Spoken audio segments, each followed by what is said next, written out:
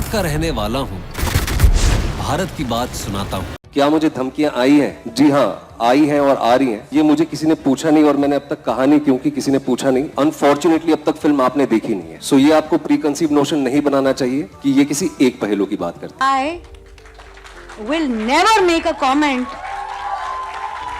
about any religion because I'm a Hindu. Vikrant Massey Bhajpa विरोधी से क्यों बन गए मोदी फैन? असल में इनसाइड स्टोरी तो बॉलीवुड की है। विक्रांत मैसी के हृदय परिवर्तन से उनके पुराने साथी हैरान हैं। सब बिखर गया। The train met with an accident.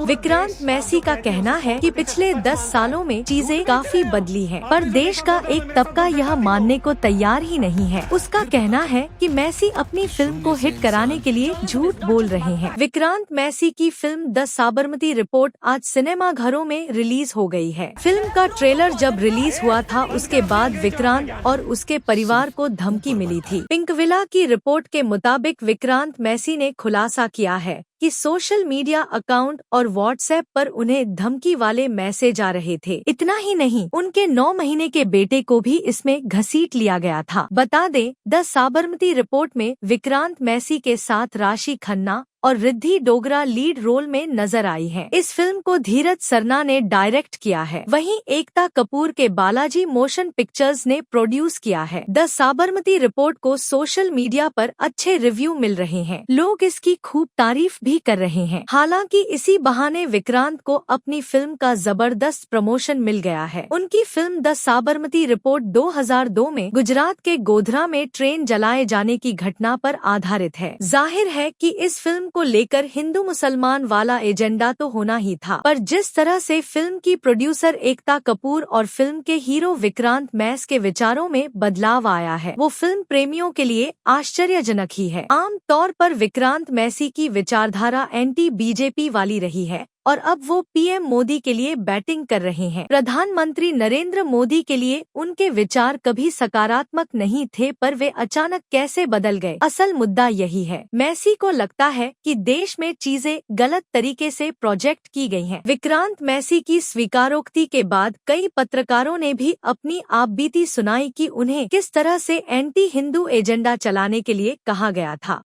फिर एक ऐसा तूफान आया, सब कुछ चला। मैं और मेरे देश का शून्य बल। फॉर्चुनेटली अब तक फिल्म आपने देखी नहीं है, सो ये आपको प्री कंसीव नोशन नहीं बनाना चाहिए कि ये किसी एक पहलू की बात करती है। पूरे 3 मिनट के प्रोमो में हमने चौथा पिलर जो है हमारी डेमोक्रेसी का मीडिया, उसके योगदान, उसका क्या पक्ष था, उसकी क्या प्रतिक्रिया थी, 27 फरवरी 2002 को जो हुआ उसके ऊपर वो भी है। Bureau report news plus 21।